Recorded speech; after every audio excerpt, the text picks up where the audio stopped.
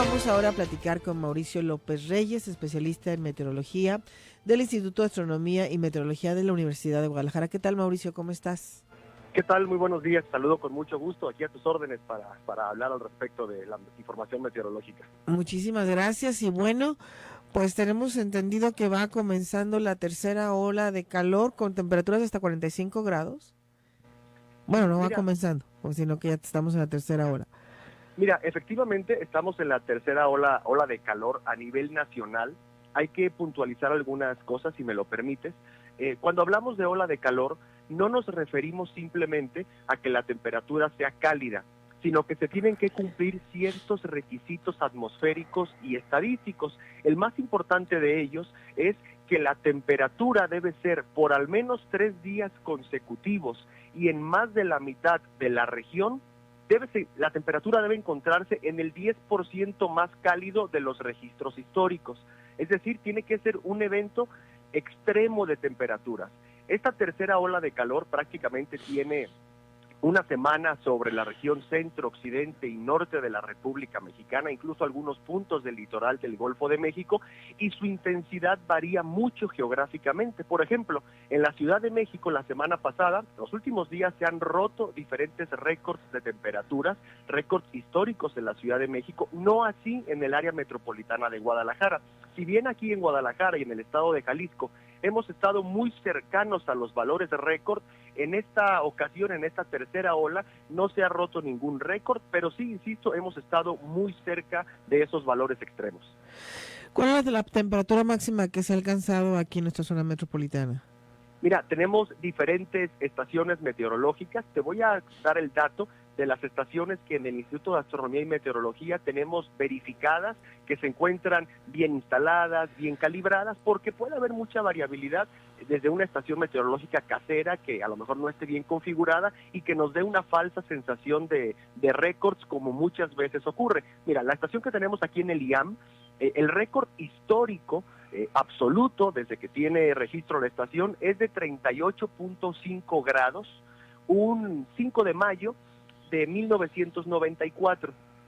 Ahora, este año, la temperatura más alta que se ha registrado aquí es de 38.2, o sea, prácticamente a 2 décimas de llegar al récord. Y en estos últimos días, en este fin de semana, la temperatura más alta que hemos tenido ha sido de 37.8, 37.9, o sea, rozando los valores extremos. Hay otras estaciones, por ejemplo en Colomos, que es una estación del Servicio Meteorológico Nacional, que ya ha llegado a los 39 grados Celsius, y en esa estación sí se ha roto el récord de temperaturas máximas, pero cuando hablamos de récord, tenemos que comparar el dato contra la estación misma. No se vale comparar el dato de Colomos con el dato del IAM. Tiene que ser el dato contra la estación misma. Entonces estamos hablando, más que romper récords o no, el mensaje clave es: las temperaturas son extraordinariamente altas y hay que protegerse contra estos valores altos de radiación y temperatura.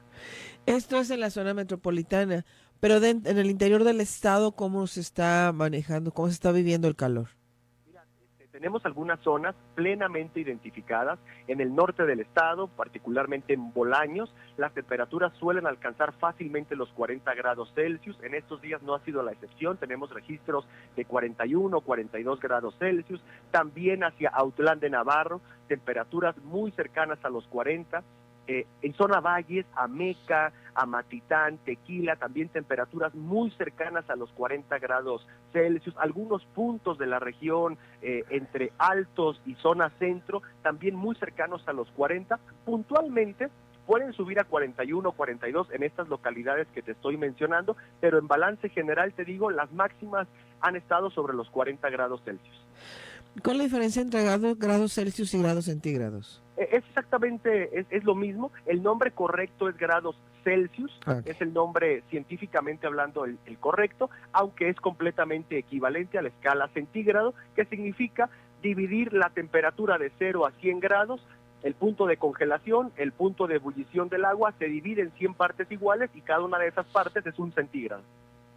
Se habla de que, probablemente ya vayan a caer las primeras lluvias. ¿Qué tan cierto es esto?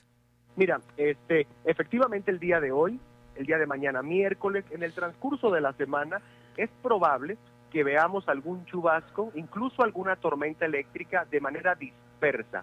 ¿Qué significa de manera dispersa? No esperen las personas que llueva particularmente arriba de su casa.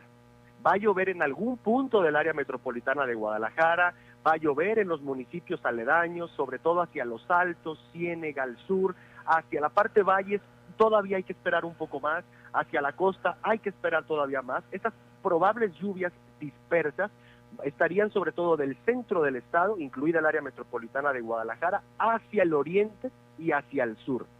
No son parte de la temporada de lluvias, son lluvias de transición, lluvias que ocurren por el intenso calentamiento, se combina con algo de humedad, crecen las nubes y cae el chubasco, los famosos aguaceros de mayo.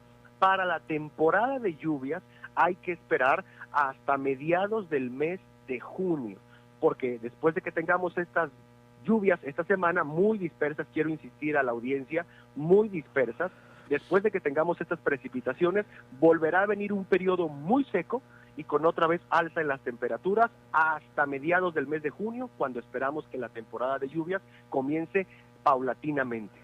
¿Por qué se le llaman olas de calor? Mira, una ola de calor hace alusión a como una ola del mar, es un movimiento oscilatorio, tiene su máximo, tiene su mínimo, y cuando hablamos ola de calor, quiere decir que llega un periodo con cierta configuración atmosférica. Voy a sonar un poco técnico, pero inmediatamente lo explico. Una ola de calor responde a una situación muy particular en la atmósfera media, más o menos a 5 kilómetros de altura, se forma algo que se conoce como anticiclón. Un anticiclón es una región de mucha estabilidad donde el aire se ve forzado a apachurrarse contra la superficie de la Tierra, y al verse forzado a apachurrarse no pueden crecer nubes y además el aire caliente se mantiene sobre la superficie. Este tipo de eventos son completamente naturales, con o sin cambio climático. Las olas de calor han ocurrido, ocurren y ocurrirán. Y lo que estamos observando en este momento es que es muy probable que ahora sí el calentamiento global de origen antropogénico de todos nosotros, las emisiones de gases, hacen que estas olas de calor sean más severas, sean más intensas de lo que serían si no tuviéramos esta componente de calentamiento global. ¿Se espera una cuarta o una quinta? Mira, sí, se puede presentar una cuarta, se puede presentar una quinta, pronosticarlas realmente no tiene mucho sentido. ¿Por qué no tiene mucho sentido? Es similar al pronóstico de ciclones tropicales que se emite en mayo. 18 ciclones tropicales en el Atlántico, y la pregunta es, ¿y cuántos me van a afectar? La respuesta es, ¿quién sabe? ¿Y qué tan intensos van a ser? La respuesta es, ¿quién sabe? ¿Y por qué parte van a llegar? ¿Por el Golfo o por el Caribe? ¿Quién sabe? Es un pronóstico estadístico con base en situaciones particulares de la atmósfera. Lo mismo ocurre con las olas de calor. Pueden ser 3, pueden ser 4, pueden ser 5.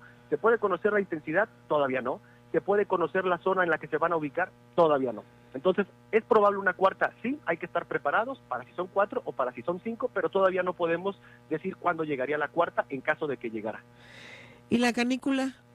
La canícula es un fenómeno que consiste en una disminución de la precipitación. Típicamente se produce a finales de julio, principios de agosto, es más severa en los estados del Golfo de México, en la península de Yucatán, en el noreste del país, y no todos los años ocurre. La canícula es un evento que responde a un anticiclón, justamente, se llama el anticiclón de las Azores, está en el Atlántico, y algunas ocasiones ese anticiclón se recorre hacia el Golfo de México y puede mitigar, puede disminuir la actividad de lluvia en estos estados que mencioné principalmente. Aquí en el estado de Jalisco, realmente la canícula puede pasar desapercibida por completo, porque julio es un mes que llueve bastante, agosto también. Sin embargo, algunos años hay una disminución ligera en la precipitación que puede durar una semana, 10 días. Ese es el periodo conocido como canícula, que aprovecho para comentarle a tu auditorio. El nombre correcto es sequía de medio verano, no porque no llueva, sino porque la precipitación disminuye ligeramente por algunos días y luego vuelve a aumentar. Perfecto, bueno, pues entonces seguiremos con calor. Hay que seguir tomando las medidas precautorias para evitar un golpe de calor, que también eso es algo de lo que nos tenemos que cuidar, y de la exposición directa a los rayos del sol. Efectivamente, hay que seguir las recomendaciones que ya sabemos cuáles son las recomendaciones, es evitar actividades al aire libre con exposición directa al sol en horas centrales del día, utilizar protector solar, mantenernos hidratados y estar al pendiente de los medios de comunicación oficiales. Y si llueve, no mojarse, porque las primeras lluvias son ácidas, ¿no? Efectivamente, en este momento tenemos mucha contaminación, tenemos mucha polución y es muy probable que si no tenemos viento antes de la precipitación, toda esa contaminación cae a la superficie contra la piel, contra los carros, contra las plantitas, etcétera. Y que también estas lluvias primeras generan más calor al momento de vaporizar, ¿no? Al caer al piso tan caliente. Bueno, eso más bien responde a algo que se conoce como sensación térmica. Y además es un fenómeno que yo calificaría como psicológico. ¿Por qué? Porque si vamos a poner un ejemplo, estamos a 35 grados en Guadalajara, llueve, a las 3 de la tarde llueve, Ajá. La temperatura baja de 35 grados a 26. Entonces deja de llover y la temperatura de 26 vuelve a subir a 33, 34. Entonces da la sensación psicológica de que hace más calor. No hace más calor, simplemente tenemos el contraste de que bajó la temperatura y que volvió a subir. Y claro, con algo de humedad se puede sentir más bochornoso, pero la temperatura no va a ser más alta. Bueno, entonces es psicológico, no es cierto esto que sentimos de repente. Claro, es como cuando venimos de la temporada de mucho calor, junio, julio, agosto, septiembre, llegan las primeras masas de aire polar en octubre, noviembre, baja la temperatura, hoy decimos, ¡ay, qué frío! Bueno, no es que haga tanto frío, es que como venimos de una época de temperaturas altas, ese contraste lo sentimos más. Muy bien, Mauricio, muchísimas gracias. Sí, con mucho gusto, estamos a la orden. Hasta luego, Mauricio López Reyes, especialista en meteorología del Instituto de Astronomía y Meteorología de la Universidad de Guadalajara.